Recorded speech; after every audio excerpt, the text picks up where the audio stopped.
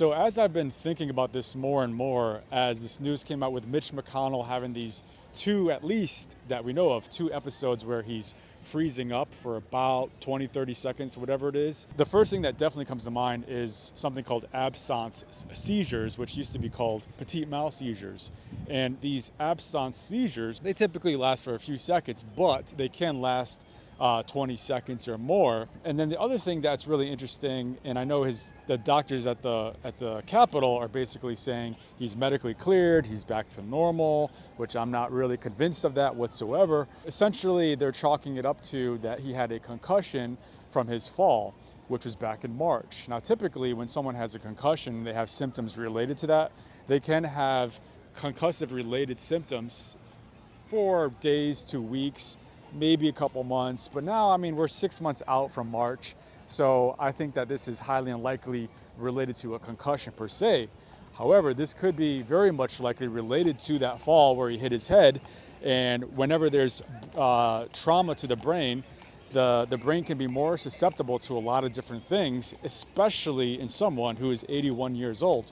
For example, when someone falls and hit their head, they can have various types of bleeding within the skull. And there's different compartments of the brain. There's subarachnoid hemorrhages, there's subdural hematomas, all these different kinds of bleeds that can occur in the brain.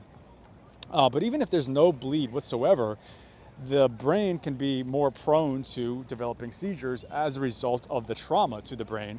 So it's not uncommon where someone has a fall, they hit their head, and then later on, especially in the elderly, they end up having to go on seizure medications to prevent further seizures. Now, the very tricky thing about absence seizures is that you can only truly make the diagnosis if you have an EEG, which is like an EKG, but it's for the brain instead, where you're measuring the electrical activity of the brain waves. And there's this very certain spike of electrical activity that you'd see when someone is having the seizure. And in the case of an absence seizure, you need to capture that in the moment in real time when they're having the seizure. And obviously by the time you go to a hospital or you slap on the electrodes on the head, it takes time to get that done. And if these episodes of an absence seizure are only lasting 20 seconds, 30 seconds, it's highly unlikely that someone's going to be able to slap on the electrodes on the head in order to capture that. So it's a little bit of a nuanced thing because on one hand, you can't officially make the diagnosis of absence seizures unless you have that EEG showing that. The other thing that comes to my mind are less likely.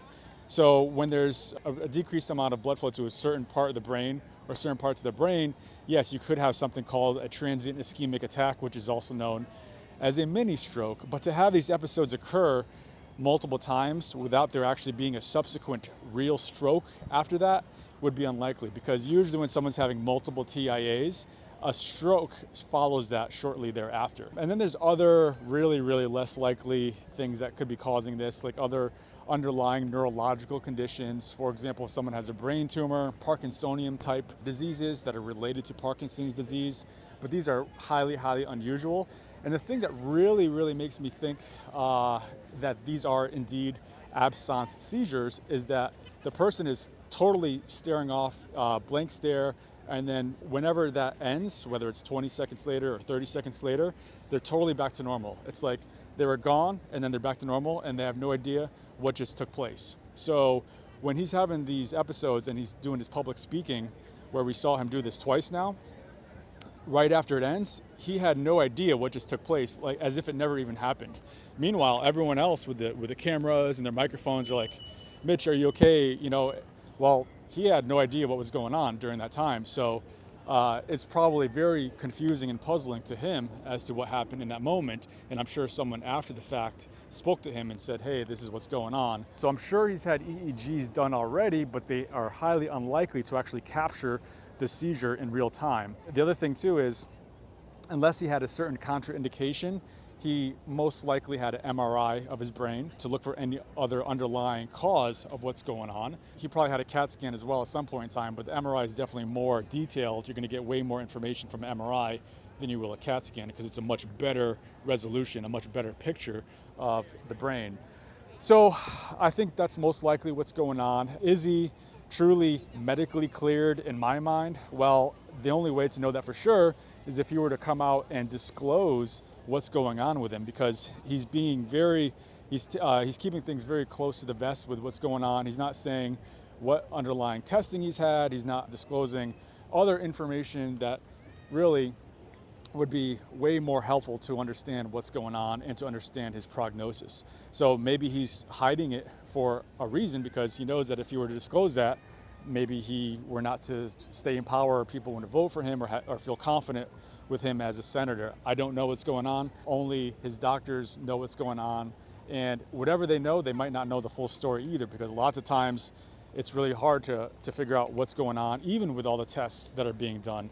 So it's really a mystery at this point as to the definitive diagnosis, but I strongly suspect these are absence seizures, probably related to that traumatic fall that he had where he fell down and hit his head. Really, he's gonna have to, at some point, in my opinion, come out and say, this is what's been going on, or the neurological team that he refers to, the team of neurologists, which probably includes not only a neurologist, but could also include a neurosurgeon on that team, where they talked about potentially for doing surgery. Sometimes when people have bleeds in their brain, that requires surgery at some point. So who knows what his neurological team is made of besides a neurologist. And the other thing is, he really should communicate what's going on, because it's going to affect so many other people's lives, whether he is or isn't in power. So it's really more than just about himself. It's also about the people, because he does represent the people who voted for him. So, we'll see what happens. Obviously, it's something that's, very serious. Whatever it is, it's very concerning. But either way, I do wish him well. Hope he, makes a recovery, and, we'll just have to see what happens at this point.